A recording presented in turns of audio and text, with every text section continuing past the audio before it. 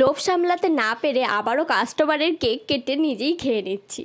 আর কি বলবো তোমাদের, তো আবারও সেই রিপিট ডিজাইনের কেকটাই আবার তোমাদের সাথে নিয়ে চলে এলাম, সেই টপ ফরওয়ার্ড কেক। এর আগেও একদম সেম কেকে আমি তোমাদের সাথে ডেকোরেশনটা দেখিয়েছিলাম, তো আজকেও ছিল। এই কেকটা অনেক তাড়াহুড়োর মধ্যে করা ছিল, আর সেদিন ছিল প্রচণ্ড গরম। দেখো তোমরা ক্রিমটা কতটা মেল্ট হয়ে যাচ্ছে। আমার তো অনেক কষ্ট করে স্টেবল করেছি, বারবার ডিপে ঢুকিয়ে দিয়েছি আমি কেকটা, তার কারণ খুব আর্জেন্ট কেক ছিল, তো তাড়াতাড়ি কমপ্লিট করার জন্য আমি সেট হওয়ার জন্য কিন্তু আমি ডিপে ঢুকিয়ে দিয়েছিলাম।